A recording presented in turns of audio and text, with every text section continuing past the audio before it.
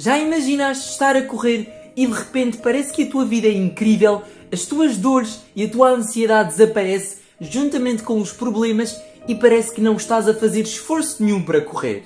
Isto já me aconteceu enquanto corria e foi uma das sensações mais incríveis de sempre.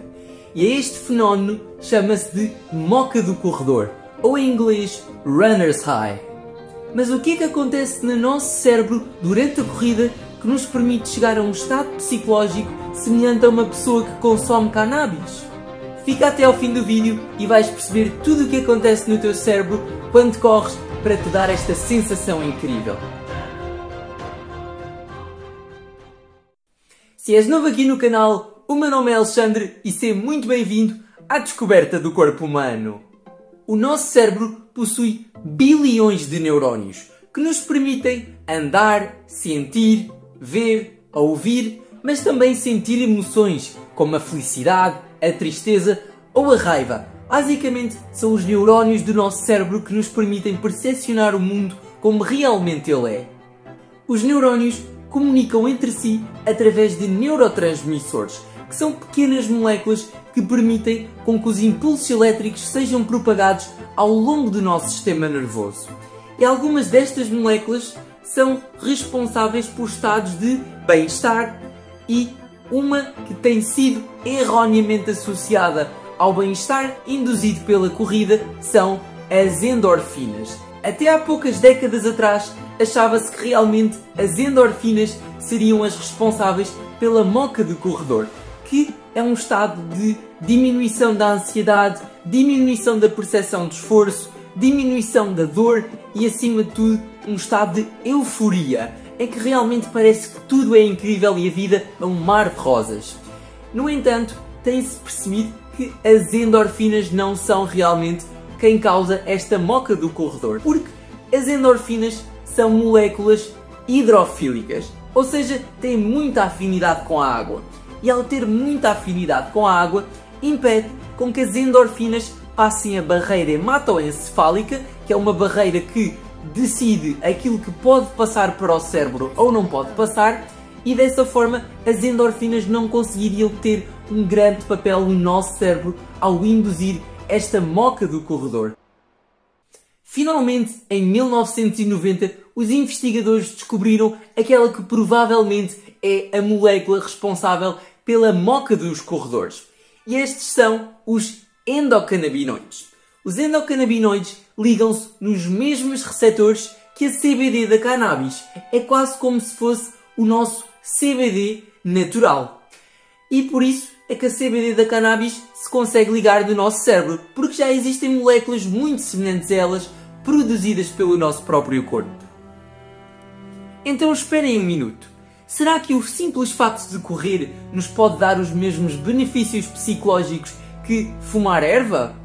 Bem, provavelmente não chegaremos exatamente àquele ponto da erva, depois dependendo obviamente da quantidade, mas sim temos benefícios psicológicos semelhantes aos da cannabis. Apesar de ser necessário um esforço inicial ao começarmos a corrida, e logo no início da corrida nós não vamos sentir grandes efeitos psicológicos, mas à medida que vamos correndo e os níveis de endocannabinoides no nosso cérebro vão aumentando, nós vamos gradualmente experienciando aquela que se chama a moca do corredor. Os endocannabinoides, ao contrário das endorfinas, conseguem passar a barreira hematoencefálica de forma fácil, já que são moléculas mais pequenas e que têm afinidade com as proteínas. Dessa forma, elas vão ter um papel muito importante no nosso sistema nervoso, como por exemplo, regulam a transmissão do impulso nervoso entre neurónios, regulam o nosso apetite, regulam também o nosso humor e ainda são protetoras para o nosso cérebro, defendendo-nos da inflamação cerebral, que está associada a várias doenças neurológicas. Mas então vamos perceber porque que ao longo da evolução das várias espécies, não só da espécie humana, mas também cães, gatos, ratos, têm um aumento dos seus níveis de endocannabinoides quando correm. Segundo alguns autores, estes endocannabinoides que geram a moca do corredor poderam ser muito importantes do ponto de vista evolutivo para manter os humanos e outros animais a correr por longas distâncias.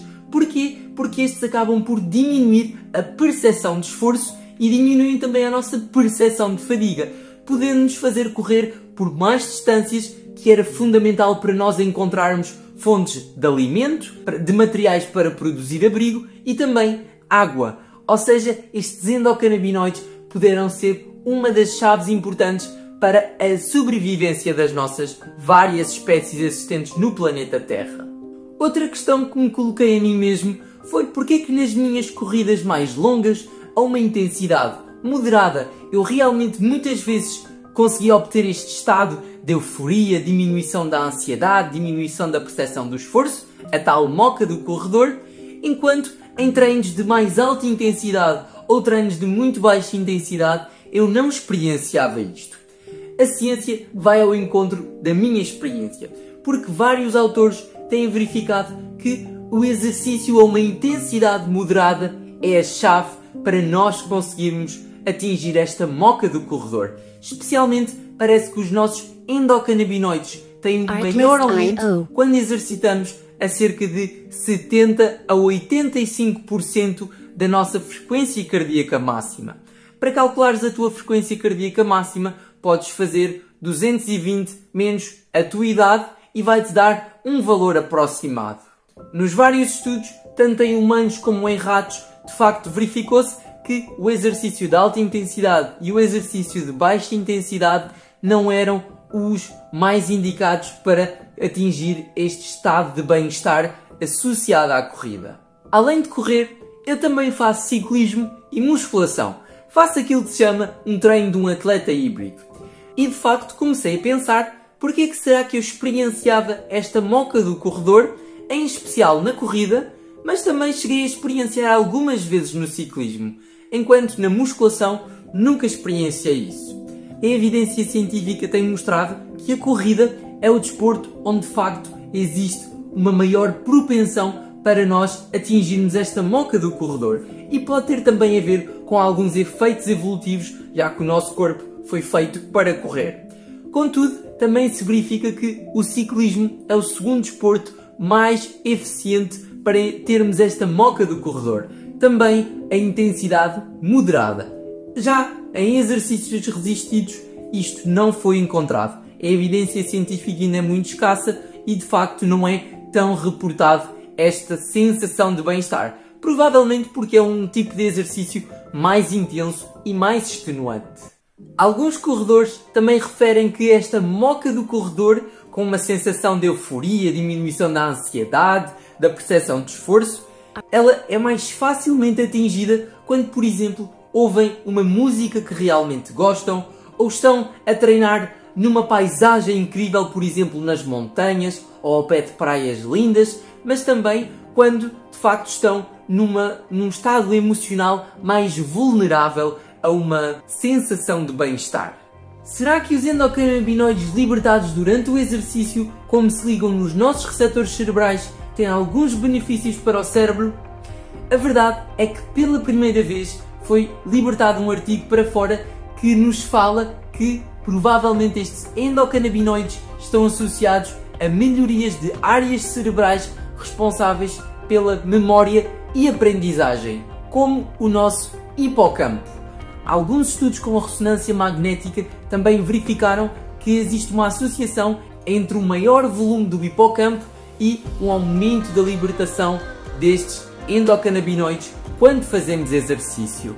E isto é muito interessante porque no vídeo passado nós tínhamos visto que o aumento dos fatores neurotróficos ajudavam o nosso hipocampo quando fazíamos exercício e parece que estes endocannabinoides têm um papel muito semelhante.